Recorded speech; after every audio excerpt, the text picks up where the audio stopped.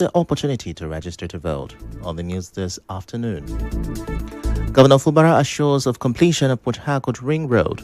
Police bust child trafficking syndicate in Rivers, arrest leaders, others. Enugu State Governor Peter Mba defects to APC. NLC folds federal government no work, no pay policy. And in sports, Super Eagles skipper Musa speaks ahead of team's World Cup qualifying match. I'm Ifechukwu Muonyili with the news. The Rivers State Police Command says it has arrested the leader of a child trafficking syndicate, Blessing Jack, and several others. Police spokesperson Grace Iringikoko says operatives attached to the C4I intelligence unit arrested the suspect on October 9 at Ikwurota in Ikwere local government area. Other suspects in custody include 30-year-old Chinonso Raymond, 32-year-old Chinyere Okori, and 40-year-old Nkechi Wankwo. Blessing is accused of exploiting vulnerable young mothers, stealing and selling their newborn babies for profit. Preliminary investigations show she previously served 3 years in prison in Calabar for child trafficking. The police say all the suspects have confessed to the crime.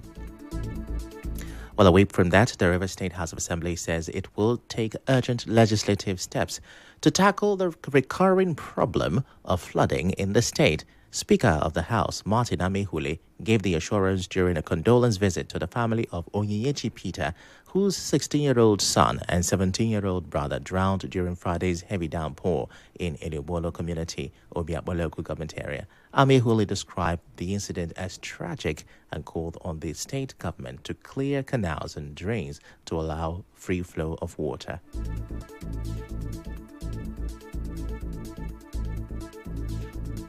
We will do the needful from the legislature and we will convey same to the executive. The problem is not peculiar to only Elibolo. It's a general problem. Within Port Harcourt Metropolis, it's quite challenging. Drains are blocked, canals need to be cleared, and there needs to be proper desilting of canals and other channels that water crosses to the rivers around us, up to the Atlantic Ocean. So there needs to be a conscious effort to address this matter frontally. And I think that is the best way to go. And I will do what is necessary to draw the attention of the Rivers State government to this challenge. Correspondent Mekotoka reports that the Speaker also announced a support of 2 million naira to the bereaved family and advised residents to avoid living in flood. Praying that you have lost. On my own part, I will try to support you. Prayer can be carrying to be done. On behalf of my and the good. This event generating reactions and controversies. A constitutional court has faulted President Bola Tinubu's decision to grant presidential pardon to some convicted persons. Professor Wokocha, a lecturer at the University of Port Harcourt, says the pardons are misplaced. According to him, this is because it benefits individuals convicted of drug and kidnapping offenses instead of the aged, terminally ill, or genuinely reformed persons. I also share some of those concerns about the character of persons that the clemency was extended to. It's all right to consider those who are sick, especially those who are terminally ill, and those who are in prison for offenses that are not very serious, but who are not habitual offenders. But I do not understand how clemency can be extended to young persons who are involved in kidnapping or kidnapping things, also persons who have been involved in serious matters like convicted for drugs. He warned that the move could dampen the morale of security agencies already battling crime. I think those who formulate the list and who need to be more serious minded so that it doesn't end up being an instrument for washing away the ability of the agencies to do their work for those they have been able to manage to convict. It whittles down the power of the agencies, and in fact it discourages the agencies. This is Nigeria. You'll begin to have things like, if we pursue this one and convict him, they will release him eventually. So why don't I take the millions he's offering me and all that? We're already in a bad situation. Meanwhile, here are the thoughts of some residents of Port Harcourt on the president's action. A lot of people are flooding on. Now, when somebody that committed, that will learn, even that one day they may get such a pardon. So whoever commits offense will face the judgment. If you give people pardon, you encourage others to do more, believing that one day they will get that pardon. Someone pardon them. When them come back, to the village or the community, how they think they will feel. Meanwhile, the family of late Beliamino Bello is condemning the presidential pardon granted to his wife, Miriam Sanda, who was sentenced to death for his murder. They say President Bola Tinubu's decision to include her among 175 pardoned inmates has reopened painful wounds. In a statement, the family described the pardon as the worst injustice they could experience, accusing the government of ignoring their pain and undermining the judicial process. They recall that Sanders' conviction was upheld by both the Court of Appeal and the Supreme Court, bringing them some sense of closure. The family says it is deeply hurt by the government's decision and is taking solace in the belief that ultimate justice ruled as Governor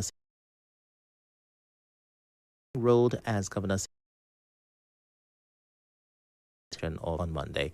He also promised to see the project through despite the delays.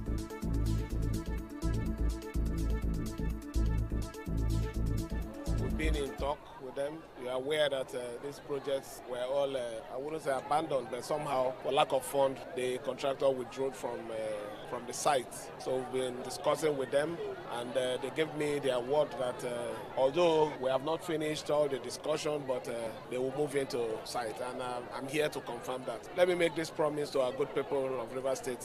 This project that we started, by the special grace of God, we are going to complete it. The 62.65-kilometer ring road, which cuts across 6 local government areas, was awarded to Julius Berger at a cost of over 195.3 billion naira.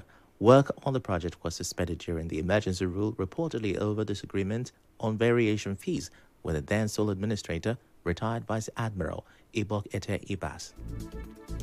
Now, still in Government House, Governor Fubara has sworn in Benebo Anabraba as the new secretary to the Rivers State government.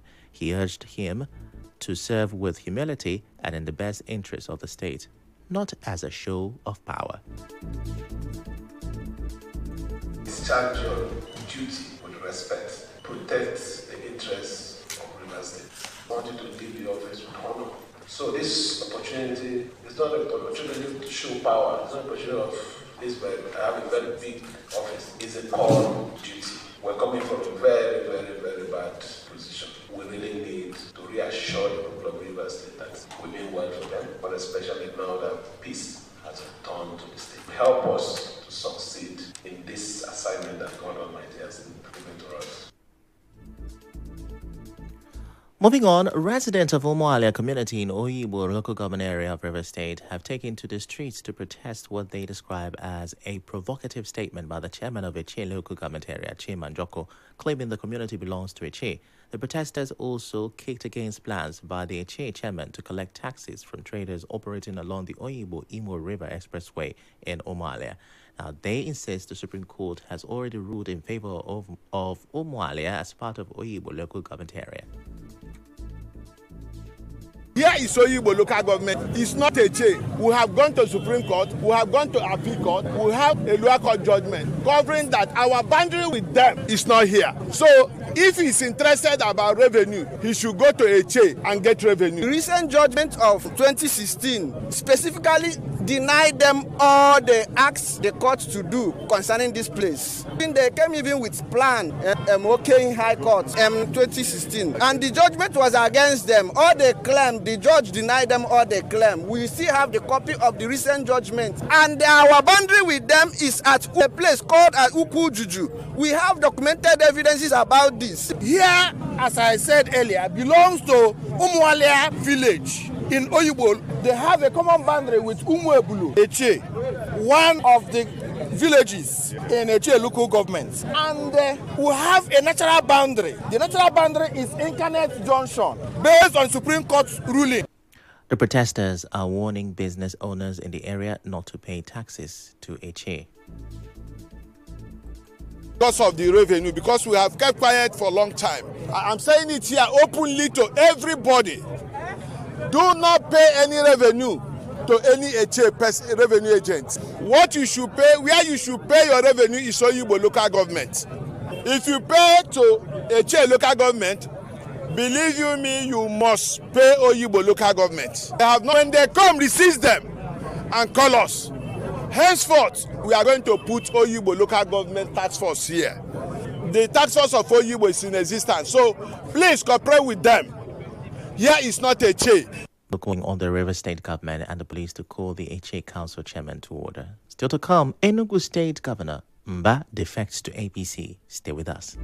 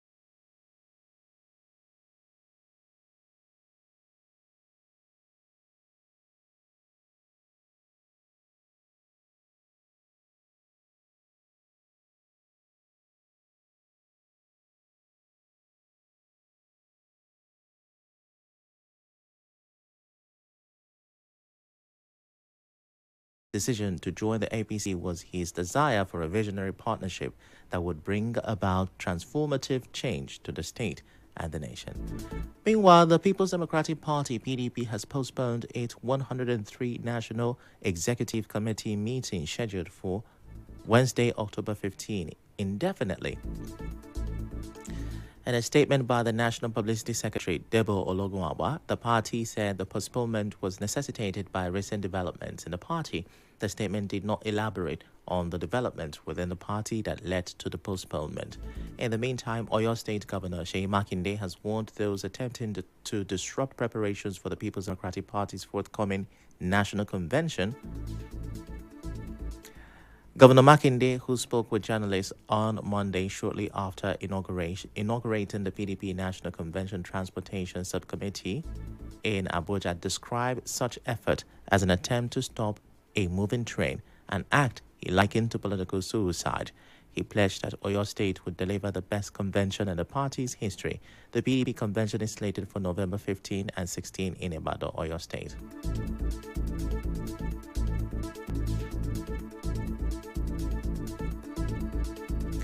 To election matters now. The acting chairman of the Independent National Electoral Commission, INEC, May Agbamuchi, and secretaries of Abuja. The meeting, which is the first by the acting chairman, is part of a series of consultative engagement with stakeholders ahead of the Anambra State governorship election in November this year. The meeting will provide opportunities for the Commission and political parties to brainstorm over grey areas and perfect the preparations for the Anambra exercise. Now let's take you to the strike by university lecturers. The chairperson of ASU at Ignatius Ajuri University of Education, Professor Ekaete Ebo, says members of the union will fully comply with a 2-week warning strike declared by the national leadership. ASU National President, Professor Chris Biwana, had earlier announced the warning strike across all public universities in the country starting midnight on Monday. Speaking with correspondent Mekotoka, Professor Ebo urged members to strictly follow the directive, saying total compliance would pressure the federal government to address the union's demands.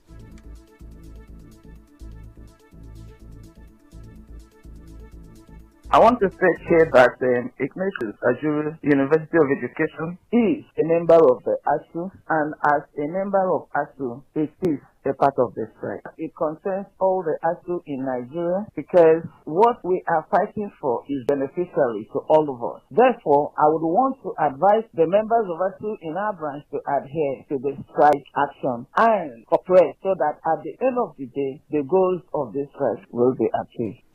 Now, she also appealed to students to remain calm and support the action, insisting that the strike is in their best interest and aimed at improving the quality of education in public universities.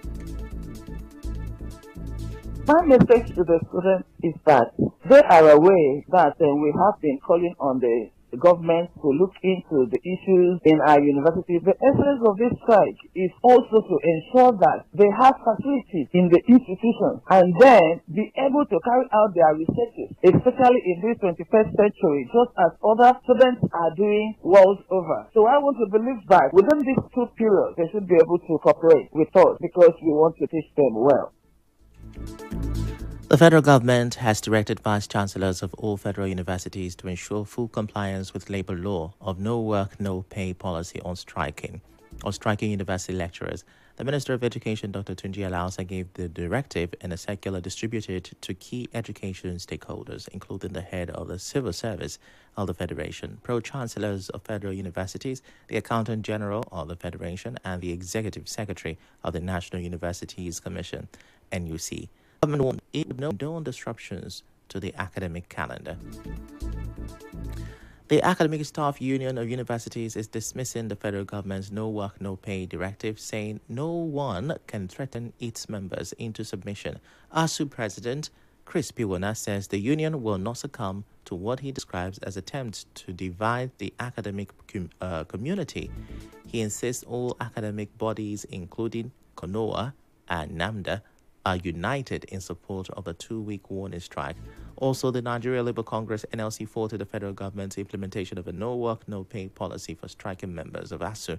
In a statement, NLC President Joe Ajero said that the ASU warning strike is a direct consequence of the government's refusal to honor collectively bargained agreement. He said the government's continued refusal to implement agreements voluntarily reached with lecturers and workers was undermining public tertiary institutions. Now, the Nigerian Education Loan Fund, NEL-Fund, says the ongoing strike by the Academic Staff Union of Universities, ASU, will not affect its operations. Speaking on Channels Television on Tuesday, the Managing Director and Chief Executive Officer of NEL-Fund, Akitunde Sawyer, expressed optimism that the ongoing negotiations between the federal government and ASU would produce fair and positive outcomes. As you may know, ASU's demands include the renegotiation of the 2009 agreement with the federal government, revitalization and sustainable funding of universities, a 25 to 35% salary increase, an end to victimization of members, and resolution of issues around third-party deductions. And now in business, the supply glitch faced by Dangote Refinery has resulted to a hike in the price of petrol across Nigerian filling stations. In entertainment, President Tinubu's aide Otega Ogra has threatened legal action against popular Nigerian musician Timi Dakolo for calling him out on social media. Singer Timi Dakolo had, in a post on X, called out Otega Ogra and accused him of not picking his calls. Reacting to Dakolo, Ortega, in a post on X, vowed to correct the singer through legal action if he made further posts about him. Now, in sports, Super Eagles captain Ahmed Musa has urged his teammates to gift him a World Cup qualification win as he marks his birthday today ahead of Nigeria's crucial clash against the Benin Republic in Uyo. The Super Eagles face Benin Republic tonight in a make-or-break World Cup qualifier in Uyo. Nigeria must win to keep their hopes of reaching the 2026 FIFA World Cup alive. Their opponents, the Cheetahs of Benin, are in high spirit after beating Rwanda and may qualify with a draw. And now, we bring you news from around the world. Cameroon's opposition challenger Issa Chiroma Bakary has claimed election victory in last weekend's presidential election. He contested against incumbent President Paul Biya, who has been in power for 43 years. Although official results for the weekend vote are not expected for 2 weeks, Mr. Bakary said on his Facebook page that his victory is clear and must be respected. He urged the government to accept the truth of the ballot box or plunge the country into turmoil. He also promised to publish detailed results by region.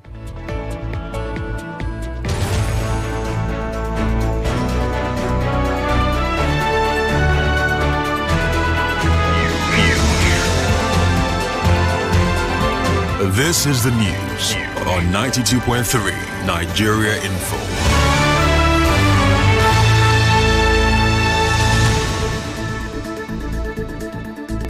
That's a wrap on the news this afternoon, but before we go, let's have a look at the major stories.